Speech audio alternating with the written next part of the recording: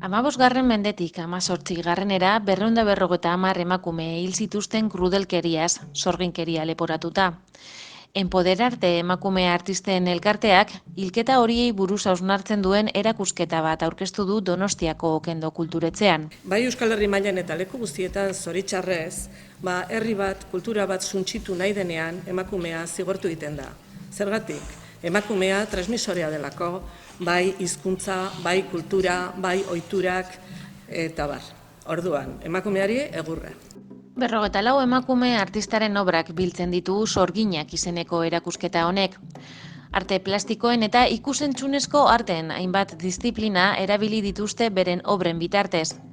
Milaka emakume jazarri, torturatu eta hil izana salatzeko eta horri buruz hausnartzeko baliatu nahi izan dute erakusketa. Momentu batean, bildu egin ziren, batu egin ziren, botere politikoa eta botere erlijiosoa. Eta orduan, hortik, atera ziren potentzia, hegemonikoak, zabaltzaile eta berdintzaileak.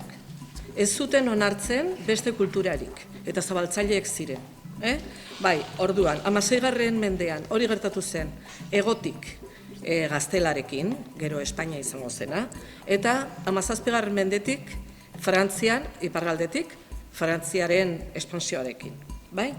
Ez ahaztu, 1512 Nafarroa konkistatu izan zela. Eta, klaro, berez, galtzaileak nolabait errefuxiatu egin ziren Pirineo aldean. Eta Pirineo aldean, bai, Erronkaritik hasi, Orreaga, Zaraitzu, Aiezkoan, hor izan zen sekulako sarraskia.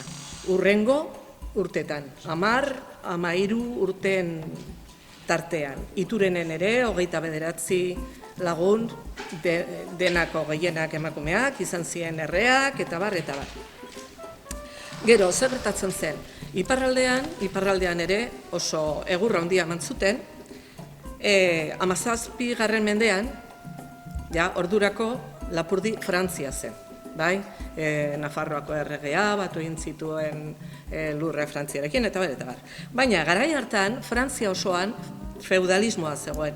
Baina Lapurdin ez. Lapurdin zeuden ustaritzeko biltzarrak. Eta orduan hor ordezkapena zegoen, herri guztietako ordezkariak zeuden. Herritar libreak ziren. Eta emakumeek eskubide handiak zeuzkaten ordurako, adibidez, negozioak egiteko eta sinatzeko. Kontuan hartu behar da, gizonak normalen urtea ematen zutela itsasoan, ternuara eta joaten ziren. Eta orduan, karo, lehorrean, zein gobernatu? Andreak, emakumeak. Hala ere, zeuden jauntxo txiki batzuk. Eta horiek, egoera horretan ez zeuden oso eroso, nahiago zuten Frantziako egoera, eta horregatik deitu egin zioten inkisizioari 1607. Eta orduan 1609 izan zen Baionako prozesua. Bitartean, bidali zuten Lapurdira Pierre de Lancre ospetsua. Zein zen Pierre de Lancre ospetsu hori? Zen magistratua, jesuitekin eta ikasia, misoginoa zen, garai hartako asko bezala, eta garai hartako ere bai, eta euskal foboa konplejatua. Berez, Aiton Amonak euskaldunak zituen, baina hori zen mantxa beltz bat bere kurrikulu frantses petoan. Orduan, sartu zen asako. Eta berak, determinatu zuen, jendearen artean, zeintzu ziren sorginen seinaleak. Zergatik, zerekin, zertan oinarritzen ziren, sorginak ziren ala ez, salatzeko. Eta bat zen, diabruaren hizkuntza, osea, frantsesa edo gaztelania ezena, zen diabruaren hizkuntza, euskara, denak euskaldunak ziren. Gero, emakumearen arrotasuna, gogoratu emakume horiek eskubide asko zeuzkatela, eta arro zuten. Orduan, karo, horrentzako, de Lancrerentzako, hori zen, diabruak emandako arrokeriak. Gero, diabruaren gurutzea, lauburu oso sustraituta zegoen, eta eramaten zuten bai jantzietan eta bai etxeetan. Eta hori zen, gizon horren arabera, diabruaren gurutzea Gero, frutu debekatuaren zukua edaten zuten, sagardoa, frutu debekatua, badakizu ezin zen. Gero, sexua tabua zen, eta beraiek zakil kapela eramaten zuten. Hor, pieza horietan ikusten den bezala, bai?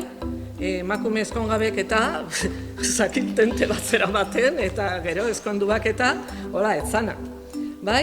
Eta gero, bueno, lehengo ohituren aztarnak, parrandak, bilerak, erromeri, bilkurak egiten zituzten, eta, klaro, horiek ziren akelarreak, eta horiek denak ziren diabroaren seinaleak.